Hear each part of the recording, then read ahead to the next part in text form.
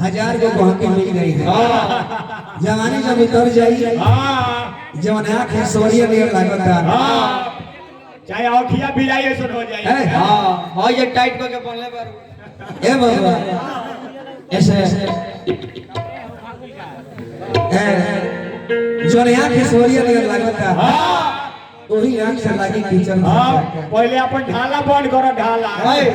खाली मुस खात रहता रे माने मुस्कुराता रे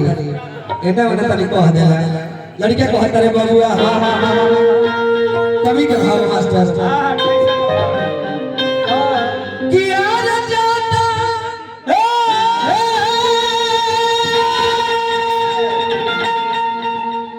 आर तोरा ना बुझाता रे गुजरी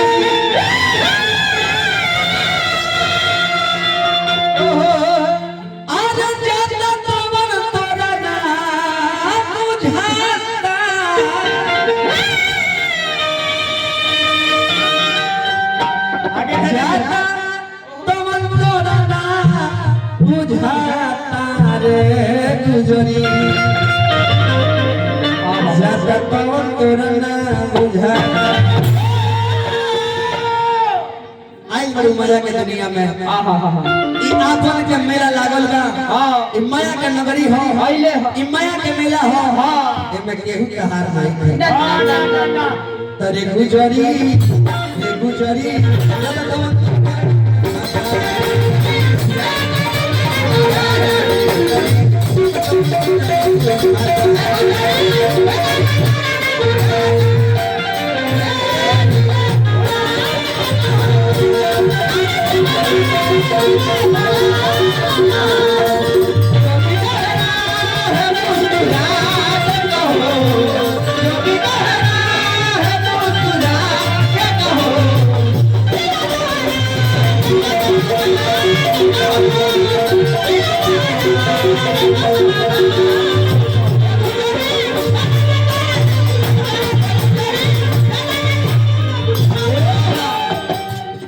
एक गुजरी जाता तो ना बुझा काठी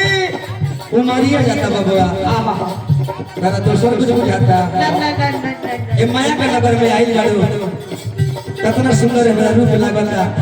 की है रूप दिन कुरूप हो जाए ये चेहरा के केहू ना पूछी ना हो हे बाबूआ कोई दिन पूछी अरे कहो तारी की सौ पे उछलिए हम ना जाए हम ना जाए हां तनी बुड़की के भाव लागो तनी बुड़की मरी हो बुड़की के भाव क्या करे अरे क्या करो तारू आया में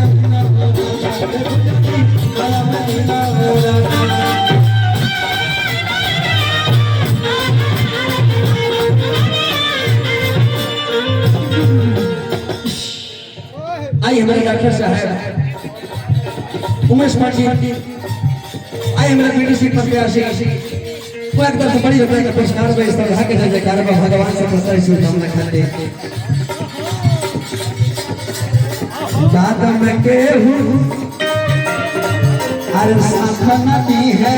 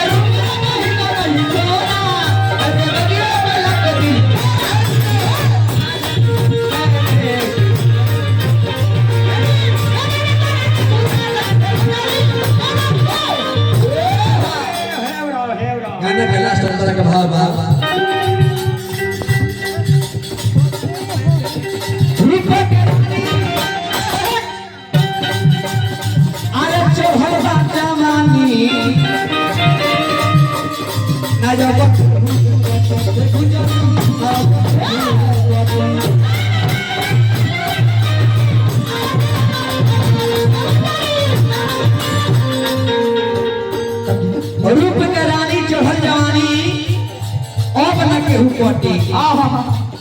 जाहि दिन जइबू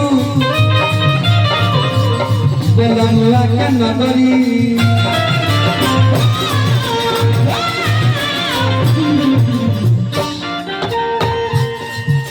जाहि दिन जइबू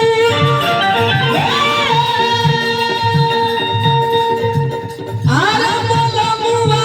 के नगरी हैदराबाद जाहि दिन जइबू